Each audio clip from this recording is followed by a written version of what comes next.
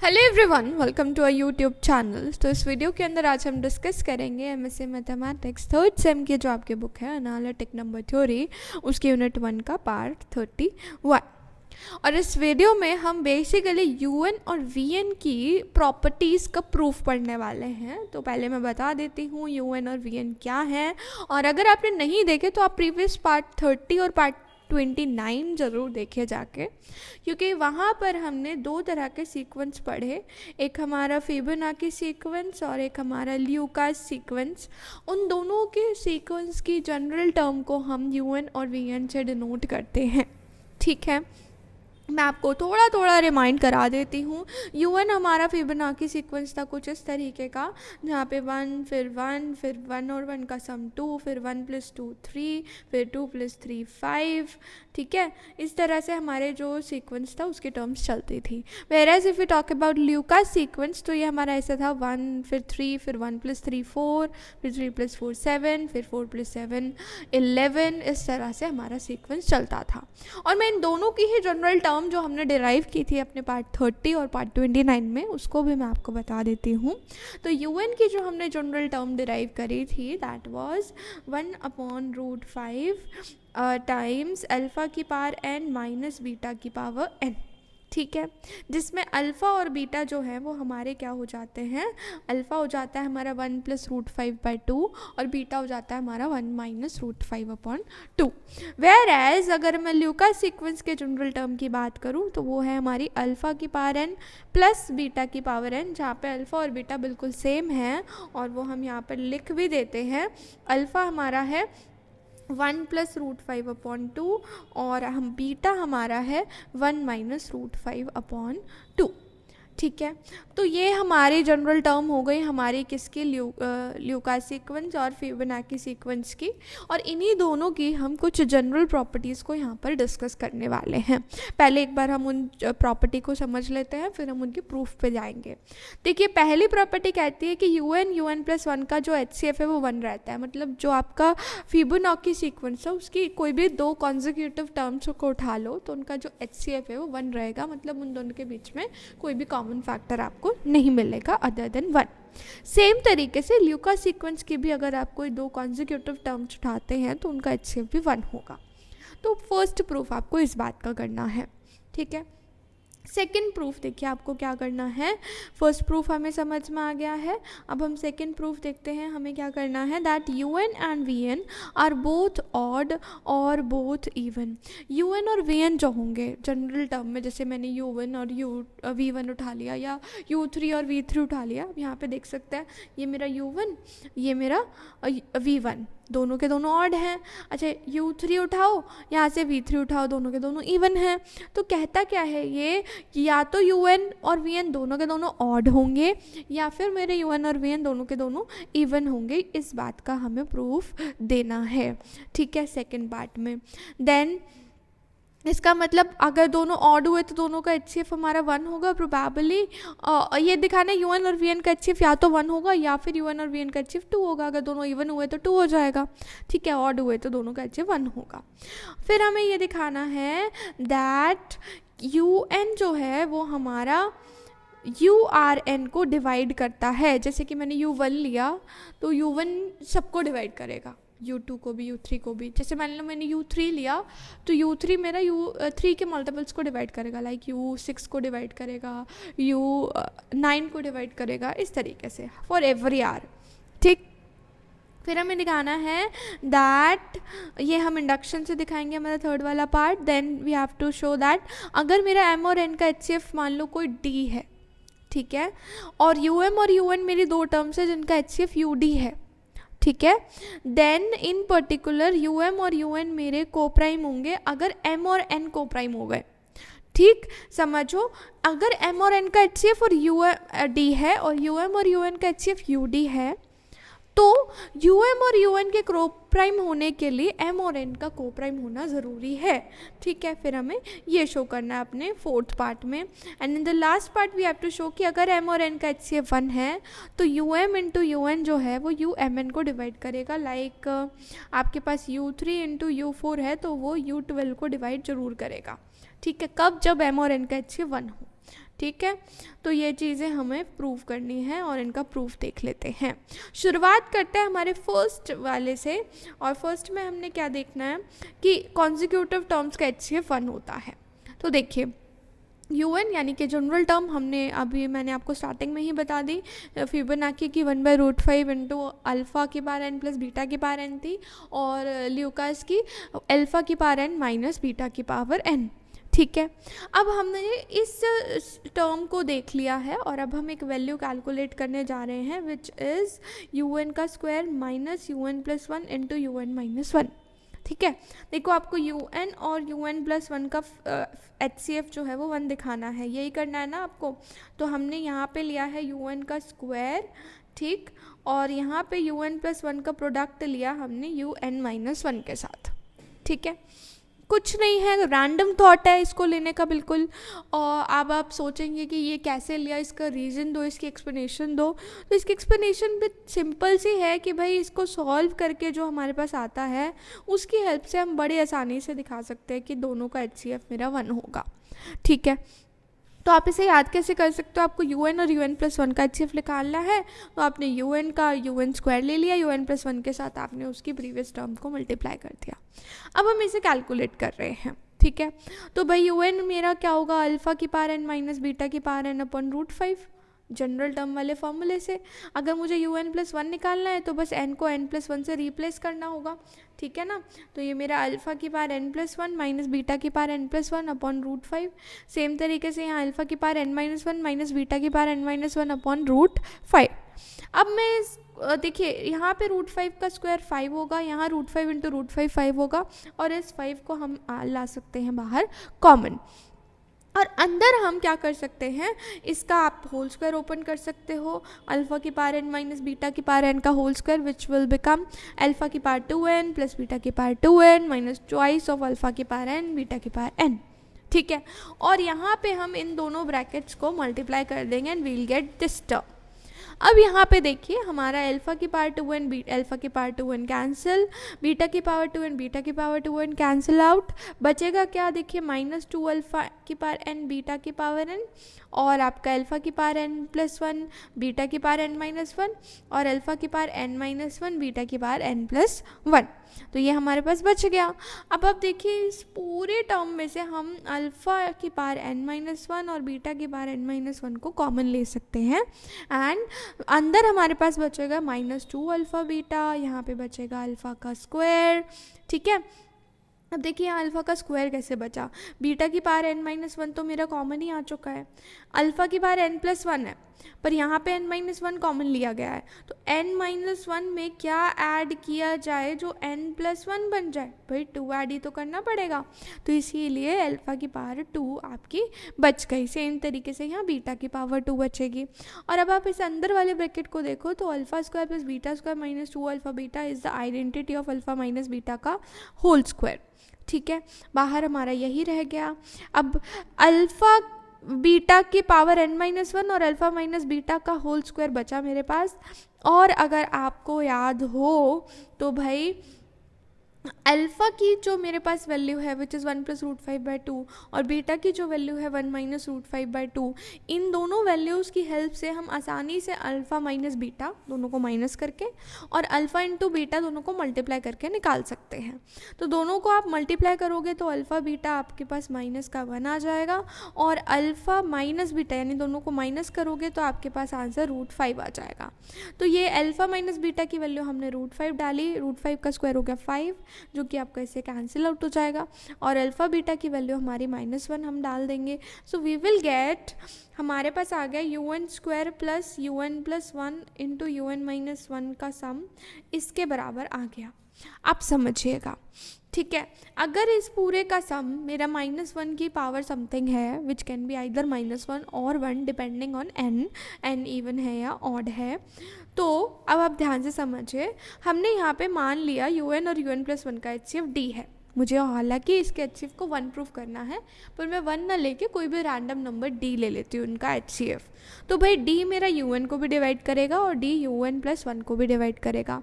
अब ध्यान से देखो, UN को भी डिवाइड कर रहा है तो UN के स्क्वायर को भी करेगा, UN + 1 को डिवाइड कर रहा है तो उसके साथ कोई भी प्रोडक्ट ले लो उसको भी डिवाइड करेगा। अगर दोनों को डिवाइड कर रहा है तो दोनों के सम को भी डिवाइड करेगा, और दोनों का सम नहीं सॉरी, हमने डिफरेंस कैलकुलेट किया था, तो दोनों का डिफरेंस जो है वो हमने -1 की पावर n-1 कैलकुलेट करा है। और कोई भी नंबर D अगर इस -1 की पावर n-1 को डिवाइड कर रहा है, इसका मतलब D को नेसेसरली 1 ही होना पड़ेगा और कोई ऑप्शन D के पास बचता ही नहीं है, विच मीन्स कोई भी दो कॉन्जिक्यूटिव नंबर आप UN की उठाइए तो HCF आपका 1 आएगा। क्लियर? अब बिल्कुल सेम तरीके से हम VN का भी प्रूफ दे सकते हैं। So here also will calculate VN का square minus VN + 1 into VN - 1। बिल्कुल सेम तरीके से सॉल्व किया जाएगा ये। और यहाँ पे आपको याद रखना है कि VN आपका अल्फ़ा की पावर n माइनस बीटा की पावर n है। ठीक है, VN आपका कितना है? अल्फ़ा की पावर n प्लस बीटा की पावर n। ठीक है, तो यहाँ पर हमने वैल्यू डाल देनी है। तो आपके पास VN का स्क्वायर मतलब अल्फ़ा की पावर n प्लस बीटा की पावर n का होल स्क्वायर, VN - 1 मतलब n को n-1 से रिप्लेस कर दो, VN + 1 मतलब n को n+1 से रिप्लेस कर दो।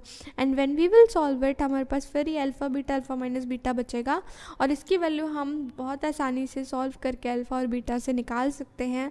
अल्फ़ा बीटा -1 और अल्फ़ा माइनस बीटा मेरा √5 आएगा, जो कि हमने पहले ही यहाँ पे निकाल लिया था। तो √5 का स्क्वायर मेरा 5 बन जाएगा और ये -1 की पावर n-1 रह जाएगा। ठीक है, ये माइनस भी मेरा एक तरह से अंदर चला गया। ठीक है, देखो अल्फ़ा बीटा की पावर n-1 है, अल्फ़ा बीटा मेरा -1 था, -1 की पावर n-1 और एक बाहर माइनस है। तो जैसे ही मतलब अगर ये फिर हम नेगेटिव हुआ तो बाहर वाला नेगेटिव इसे पॉजिटिव बना देगा, पॉजिटिव हुआ तो बाहर वाला नेगेटिव इसे नेगेटिव बना देगा। तो यानी n-1 की जगह अब मैं पावर n लिख सकती हूँ इन जनरल। ठीक है, अब आप देखिए अल्फ़ा और बीटा मेरे ये हैं और मैंने VN और VN + 1 का HCF को D मान लिया। ठीक है, तो D मेरा VN को भी डिवाइड करेगा, VN + 1 को भी डिवाइड करेगा, तो इनके स्क्वायर और इनके डिफरेंस को भी डिवाइड करेगा। यानी कि इस पूरी वैल्यू को हमने अभी कैलकुलेट करा है 5 टाइम्स -1 की पावर n। तो D अगर इसको डिवाइड करता है तो या तो D 1 होगा या फिर D 5 होगा, और कोई ऑप्शन तो D के पास है ही नहीं। आप समझिए, 1 की तो ठीक है, बट अगर मैं बात करूँ D मेरा 5 है, तो हम यहाँ पे एक टर्म कैलकुलेट कर लेते हैं VN का स्क्वायर -5 टाइम्स UN का स्क्वायर। ऐसे ही फिर से एट रैंडम थॉट है, हमने VN का स्क्वायर -5 टाइम्स UN का स्क्वायर कैलकुलेट करना है, ये दिखाने के लिए कि इसका 5 HCF नहीं हो सकता। तो देखिए VN मेरा था अल्फ़ा की पावर n प्लस बीटा की पावर n, और UN मेरा था 1/√5 अल्फ़ा की पावर n माइनस बीटा की पावर n। इसका जब हम स्क्वायर करेंगे तो 1/√5 का स्क्वायर 1/5 होगा। यहाँ पे एक ऑलरेडी 5 है, तो यहाँ 5 हुआ, उसका स्क्वायर 1/5 हुआ, और अल्फ़ा n माइनस बीटा की पावर n का होल स्क्वायर होगा। तो ये 5 तो हमारा कैंसिल आउट हो जाएगा। And when we will solve this, तो हमारे पास 4 अल्फ़ा की पावर n बीटा की पावर n बचेगा। हमने क्या करा है, होल स्क्वायर ओपन किया है। ठीक है, और अल्फ़ा बीटा की वैल्यू -1 हम ऑलरेडी निकाल ही चुके हैं। अब आप देखिए ध्यान से, अब 4 टाइम्स समथिंग आ गया, यानी मतलब ये हुआ कि 4 जो है वो इन दोनों को डिवाइड कर रहा है। ठीक है, अब VN और VN + 1 का HCF 5 है, इसका मतलब 5 इस पूरी टर्म को भी डिवाइड करेगा, क्योंकि यहाँ VN का स्क्वायर है और यहाँ UN है।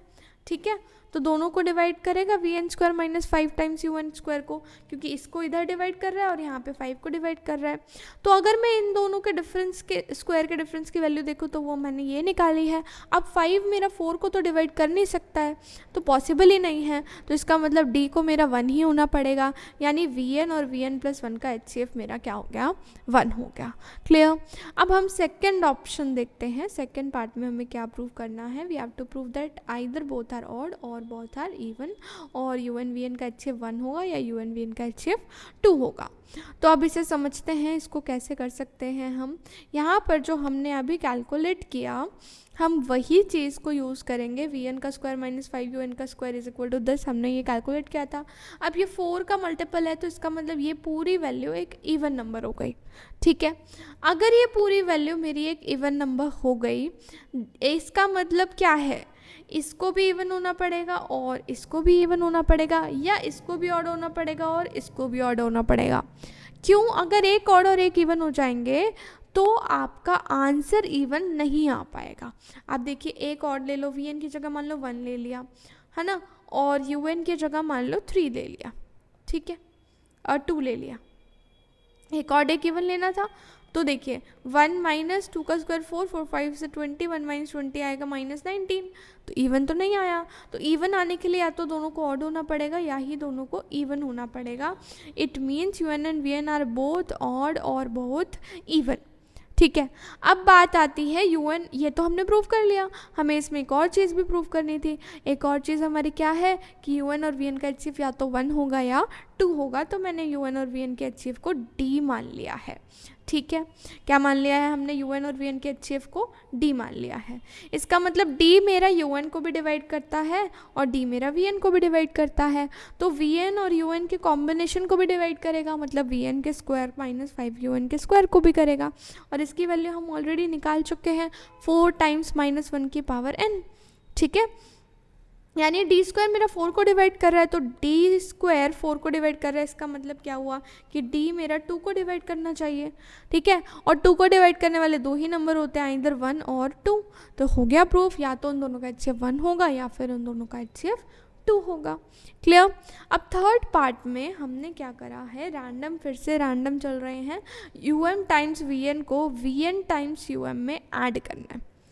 ठीक है, V M times U N times V M में। ठीक, अब इनकी वैल्यू डालते हैं। अगर मैं यू एम की बात करूं तो बस पावर में m रिप्लेस हो जाएगा, बाकी सब सेम। फिर वी एन की बात करूं तो पावर में n रिप्लेस हो जाएगा। फिर u n into v m की बात करूं तो दोनों यहाँ पे मल्टीप्लाई हो जाएंगे, तो a minus b a plus b करेंगे तो आपका a square minus b square बचेगा। ठीक है, और आप यहाँ पे देखिए, अल्फ़ा की पावर m माइनस बीटा की पावर m इंटू अल्फ़ा की पावर n माइनस बीटा की पावर n, और हमारे पास ये वाली कुछ टर्म्स हैं। तो इनको जब हम सबको इकट्ठा सॉल्व करेंगे, what we will get is alpha की power m plus n minus beta की पावर m प्लस n, पूरा सॉल्व करने के बाद। क्योंकि डिनोमिनेटर दोनों का सेम है तो आपको ज़्यादा खास एलसीएम की ज़रूरत नहीं है, तो आप सिंपली न्यूमरेटर मल्टीप्लाई करके सॉल्व कर लेंगे। एंड ये टर्म को ध्यान से देखो तो ये मेरी जनरल टर्म बन रही है इस रूट 5 को मिला के, और जनरल टर्म किसकी है, यू एम प्लस एन की, यानी फिबोनाची सीक्वेंस की। ठीक है, अब हमने ये कैलकुलेट तो कर लिया, हमने यू एम और वी एन और यू एन और वी एम इनका लीनियर कॉम्बिनेशन हमने निकाल लिया, twice of u m plus n होता है। ठीक है, अब देखिए, अब हम क्या करेंगे, पहले हम इधर के थर्ड पार्ट में हमें शो क्या करना था, हम वापस से देख लेते हैं। थर्ड में हमें शो करना था यू एन जो है वो यू आर एन को डिवाइड करता है for all values of r. ठीक है, तो देखिए हमने मान लिया, फर्स्ट हमें ये शो करना है और ये हम शो करेंगे इंडक्शन से। इंडक्शन से शो कैसे करते हैं, पहले 1 के लिए चेक करते हैं, k माइनस 1 के लिए लेट करते हैं, k के लिए प्रूव करते हैं। तो 1 के लिए पहले चेक कर लेते हैं, भाई यू एन आर का 1 वैल्यू हो गया तो मतलब यू वन को तो डिवाइड करेगा ही करेगा, ये बात तो क्लियर है। फिर k माइनस 1 के लिए इसे लेट कर लेते हैं। k माइनस 1 के लिए लेट करने का मतलब क्या है कि अगर मेरे पास यू एन है तो वो यू k माइनस 1 को डिवाइड करेगा ही करेगा। ठीक है, फिर k के लिए प्रूव करने के लिए आप इस वैल्यू का यूज़ कर सकते हैं। ठीक है, अब देखिए, यूजिंग इक्वेशन 1, यानी जो यहाँ पे मैंने डिराइव करी है इक्वेशन, इसको फाइनल लिख लेते हैं, you m v n plus u N v m is equal to 10। तो ये पूरी जो मेरी इक्वेशन है हम इसका इस्तेमाल करने वाले हैं। इसमें हमने देखिए क्या किया, इंडक्शन से शो कर रहे हैं। अब हम के वाले स्टेप पे आ गए हैं, जिसको हमने मान लिया था, k-1 को हमने मान लिया था k-1 के लिए इक्वल है, सेटिस्फाई करता रिलेशन, बट के के लिए अब हमें प्रूव करना है।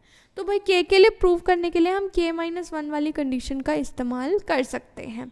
अगर ये मेरा ट्रू हो गया तो मेरा ये हर वैल्यू के लिए ट्रू हो जाएगा by principle of mathematical induction. तो देखिए, using equation 1 we have u n into v r minus 1n, है ना। हमने क्या करा, वी एन की जगह आर माइनस 1n लिख दिया।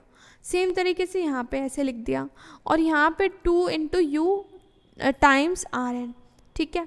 अब यू एन किसको डिवाइड करता है, यू आर माइनस 1n को, ठीक है। अब ध्यान से समझिएगा, यू एन मेरा इसको डिवाइड करता है, so we have equation by equation 2 that u n divides twice of u r n. देखो ध्यान से समझना, इस पूरी इक्वेशन को ध्यान से देखो, ठीक। अब मैंने ये मान लिया था ना कि k-1 के लिए ये बात सही है, तो इसे r ना लेके k-1 कंसिडर कर लो, ठीक है। तो ये भी मेरा k-1, ये भी मेरा k-1। अब देखो, un मेरा k-1 के मल्टीपल को तो डिवाइड करता ही करता है, मतलब कि ये किसको डिवाइड करेगा, इस वाली टर्म को डिवाइड करेगा। साथ में यहाँ पे un आ ही रहा है, तो ये इसको भी डिवाइड करेगा, ठीक है। दोनों को डिवाइड कर रहा है, तो इन दोनों का जो सम आया उसको भी डिवाइड करेगा, यानी twice of u r n को भी डिवाइड करेगा, ठीक है। अगर un ऑड हो गया, ठीक, तो वो 2 को तो डिवाइड कर नहीं पाएगा, तो नेसेसरीली उसे 24 को ही डिवाइड करना पड़ेगा। तो इट मीन्स अगर यू एन ऑड है, दैट मीन्स यू एन जो है वो u r plus u r n से डिवाइड होना चाहिए, ठीक है, या कह लो यू के एन से डिवाइड होना चाहिए। अब देखिए, अगर यू एन मेरा इवन हो जाता है तो वी एन को भी इवन होना पड़ेगा, ये हमने देख ही लिया है। Further v r minus 1n even है, इसीलिए यू एन को यू आर माइनस 1n से देखिए, you r minus 1n even क्यों है, क्योंकि यू एन आपका यू आर माइनस 1n को डिवाइड करता है, ठीक। कैसे, यू एन मेरा यू आर माइनस 1n को डिवाइड कर रहा है, इसको भी डिवाइड कर रहा है, तो इन दोनों के सम को यानी twice of u r n को डिवाइड करेगा, और twice of u r n को डिवाइड कर रहा है मतलब 2 का मल्टीपल है, मतलब इवन है, ठीक है। अब समझिए, और वी आर माइनस 1 तो मेरा इवन हो गया। अब वी एन मेरा ट्वाइस ऑफ डब्ल्यू एन हो गया, जहाँ पर आपके पास ये स्टेटमेंट आ गई। ये स्टेटमेंट कहाँ से आई, वापस जो हमने डिराइव की थी इसके अंदर, बस हमने वैल्यूज़ का चेंज किया है। इसका मतलब यू एन मेरा यू आर एन को डिवाइड करता है for all the positive integers. अगर मैं नेगेटिव ले लेती हूँ, वो नेगेटिव -1 के साथ चली जाएगी, उस केस में भी यू एन आपका यू आर एन को हमेशा डिवाइड करेगा फॉर नेगेटिव इंटीजर्स ऑल्सो, ठीक है। अब आते हैं फोर्थ पार्ट पे, उसमें हमने m और n का HCF d मान लिया है, ठीक है। और हमें इस फोर्थ पार्ट में देखिए दिखाना क्या था, हमें दिखाना था कि m और n का HCF अगर d है तो vm और un का HCF ud होना चाहिए, ठीक है। और un और vn को प्राइम तब होंगे जब m और n आपके को प्राइम्स होंगे। तो इसे आगे देख लेते हैं। अब देखिए, जब आपका 2 नंबर का HCF गिवन हो तो हम HCF को एक्सप्रेस कर सकते हैं। सपोज कर लो कि अगर x और y किसी 2 नंबर के HCF है, तो ax plus by is equal to 1 होगा। अगर उन दोनों का HCF 1 है तो वो 1 के बराबर होगा। मान लो उनका HCF 7 है, तो ax प्लस by मेरा 7 के बराबर होगा, ठीक है। अब देखो, ये ax प्लस by मेरा 1 के बराबर, 1 हमारा तब जब को प्राइम नंबर्स हो। तो देखिए, m और n का HCF मैंने d ले लिया, तो r और s मुझे कोई इंटीजर मिलेंगे, so that rm into s n मेरा d के बराबर होगा।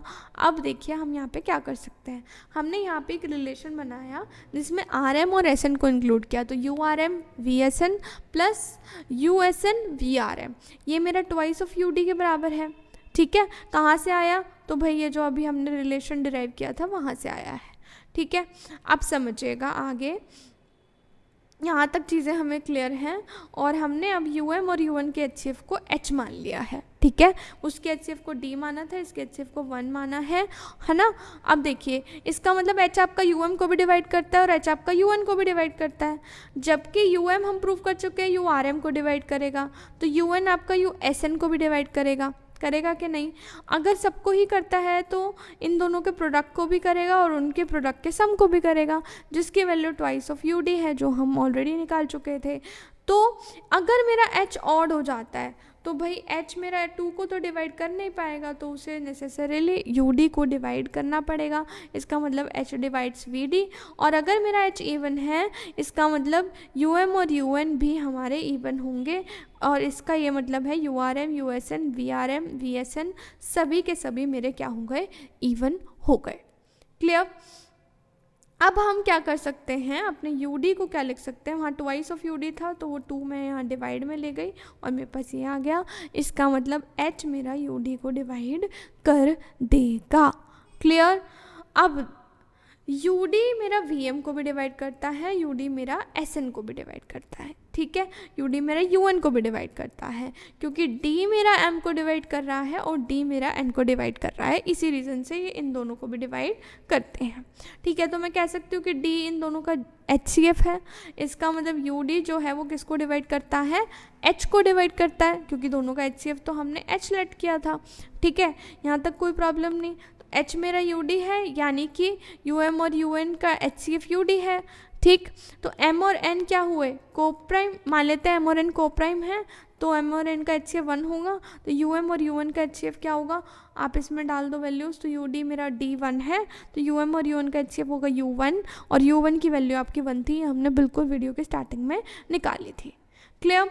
अब बढ़ते हैं हमारे वीडियो के लास्ट क्वेश्चन पे, जहाँ पे है M और N का HCF आप 1 मान लो, UM और UN का HCF U1 अभी हमने निकाला जो कि वो भी 1 था, ठीक है।